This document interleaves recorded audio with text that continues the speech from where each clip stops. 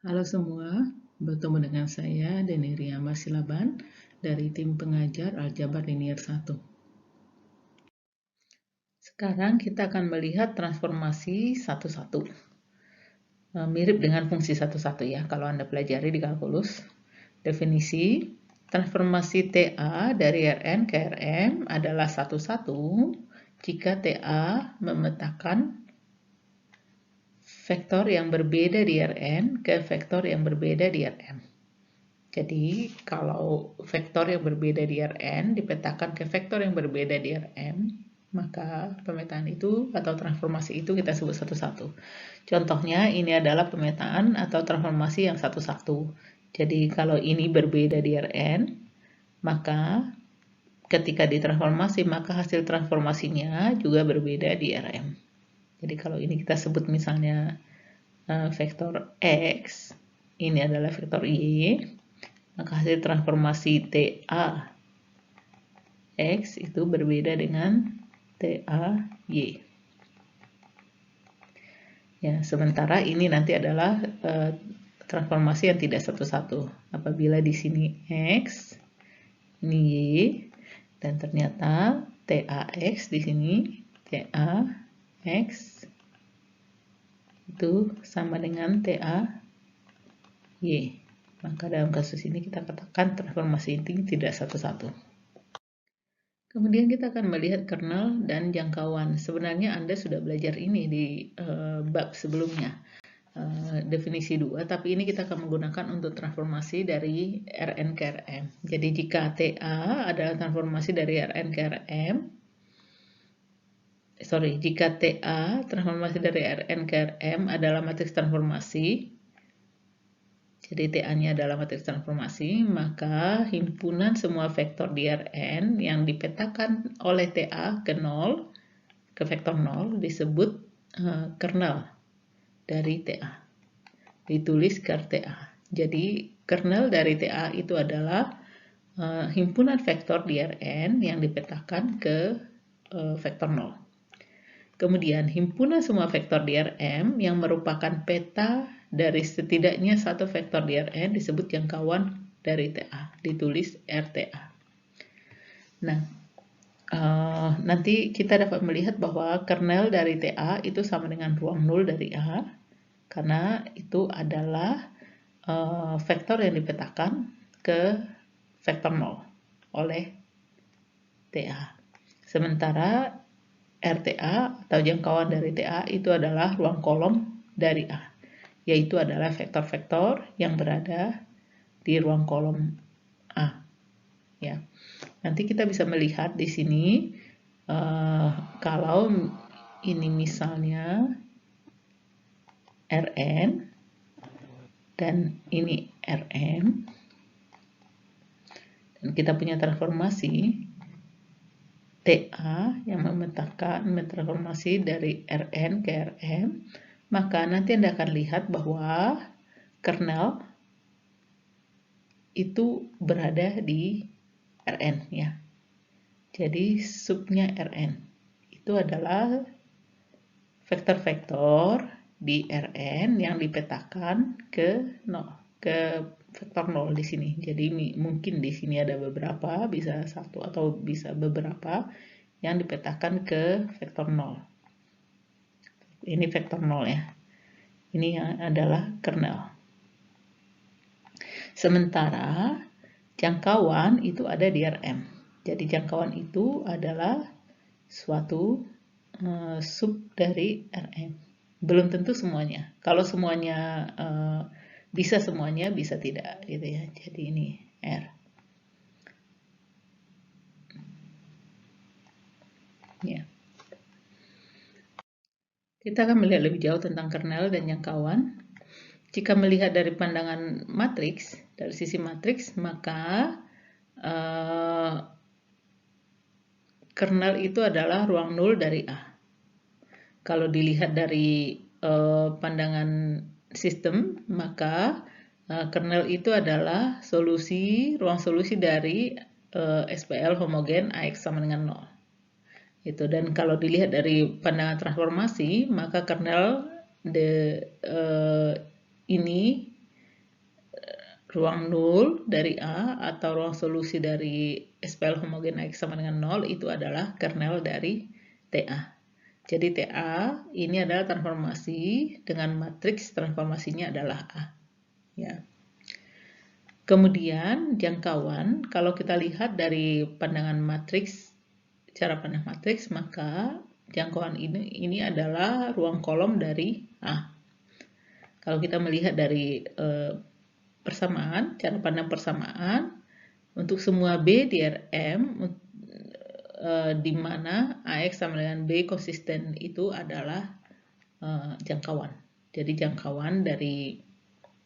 jangkauan itu adalah semua B di Rm, di mana AX sama dengan B konsisten. Jadi sehingga dia AX sama dengan B dan konsisten ya. Kemudian kalau kita lihat ini dari pandangan transformasi, maka jangkauan ini kita sebut sebagai jangkauan dari TA, di mana TA adalah transformasi dengan matriks transformasinya adalah A, sama ya. Teorema 4, 10, 1. Jika A adalah matriks berukuran N kali N, dan TA adalah transformasi atau operator dari Rn ke Rn, merupakan matriks operator yang bersesuaian, maka pernyataan berikut adalah setara. A dapat dibalik kernel. Jadi jika A dapat dibalik, maka kernel dari TA adalah himpunan yang berisi hanya vektor 0. Dan jika A dapat dibalik, kernel dari TA adalah himpunan hanya berisi vektor 0, maka jangkauan dari TA adalah Rn dan TA adalah 1,1. Ini adalah pernyataan yang setara. Artinya kalau satu benar, berarti semuanya benar. Kalau satu salah, maka semuanya salah. Contoh, operator rotasi di R2 adalah 1,1. Matriks rotasi kita sudah pelajari sebelumnya dengan sudut theta adalah seperti ini, cos theta, min sin theta, cos theta.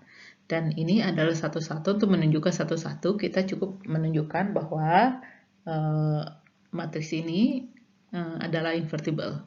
Untuk itu kita mencari determinan dari T dan kita cari dan diperoleh di sini ternyata determinannya tidak sama dengan 1, itu tidak sama dengan 0. Karena determinannya tidak 0, maka matriks ini adalah matriks yang invertible. Karena invertible menurut teorema sebelumnya, maka operator ini adalah operator yang 1,1. Sebaliknya, operator proyeksi adalah operator yang tidak 1,1. Mengapa? Karena operatornya adalah seperti ini, dan dengan mudah kita lihat bahwa determinan dari matriks ini adalah 0. Maka matriks ini bukan matriks yang invertible. Dan menurut teorema sebelumnya, maka operator ini bukanlah operator 1,1. Selanjutnya inverse dari matriks operator 1,1. Jika TA dari Rn ke Rn adalah operator matriks 1,1, maka A dapat dibalik. Jadi kalau TA itu adalah operator matriks 1,1, maka A-nya dapat dibalik. Ini nanti sebenarnya sama ya dari teorema 10,1 tadi 4,10,1. Kemudian operator matriks TA inverse, jadi karena dapat dibalik, artinya operator ini dapat dibalik, maka TA inverse itu adalah dari Rn ke Rn yang berkorespondensi dengan A inverse, disebut operator inverse. Jadi artinya apa nanti? TA inverse itu adalah operator yang matriks operatornya adalah A inverse, yaitu inverse dari matriks A. Dan lebih jauh, nanti komposisi dari TA dengan TA inverse itu akan menjadi, kalau kita lihat secara matriks ini, A dikali A inverse dari X itu akan menjadi X. Kemudian demikian juga kalau kita komposisi A inverse dengan A, maka nanti itu akan sama dengan X.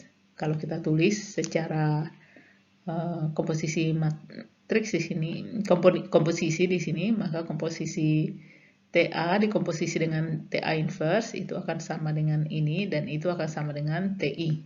Jadi transformasi dengan matriks identitasnya. Demikian juga kalau yang kita lakukan komposisi dari TA inverse dengan TA. Hasilnya adalah TI. Dan kita bisa melihat ini, kalau misalnya kita punya X, kita lakukan transformasi A, memetakan X ke W. Dan dengan transformasi A inverse, itu memetakan W ke X. Ya. Jadi, TA inverse dari W itu akan sama dengan X. Dan di sini kita memperoleh TA inverse itu akan sama dengan TA di inverse. Jadi TA inverse itu akan sama dengan TA di inverse. Dan kemudian T inverse itu akan sama dengan T di inverse. Mencari T inverse. Tunjukkan operator T1 dari R2 ke R2 yang dinyatakan oleh persamaan berikut adalah 1, 1 dan cari T inverse W1, W2. Nah, untuk melihat ini, di sini dinyatakan oleh persamaan berikut ya. W1 sama dengan 2X1 tambah X2, W2 sama dengan 3X1 tambah 4X2. Artinya ini adalah transformasi yang mentransformasi X1, X2 ke W1, W2 ya. Jadi transformasi dari R2 ke R2. Nah, kalau kita persamaan ini kita tulis secara matriks, maka kita dapat menulis W1, W2 sama dengan ini adalah komponen 2, 1, 3, 4 kali X1, X2. Sehingga matriks T adalah seperti ini. Matriks T seperti ini. Kemudian kita mencari T inverse. T inverse bisa kita cari, ini kita dengan mudah mengetahui bahwa determinannya tidak 0, maka Anda bisa mencari inverse-nya. Inverse-nya adalah seperti ini. Kemudian, karena ini inverse-nya, maka T inverse dari W itu akan sama dengan ini inverse, matriks inverse-nya kita kalikan dengan vektor W. Kalau dikalikan hasilnya adalah ini dikali ini, tambah ini kali ini seperti biasa ya. Dan ini dikali ini, ditambah ini dikali ini. Nanti Anda peroleh seperti ini. Ini adalah hasil perkaliannya. Sehingga Anda tahu T inverse dari W1, W2 itu akan sama dengan ini komponen pertamanya, dan ini adalah komponen keduanya. Sama dengan ini, dan ini. Gitu.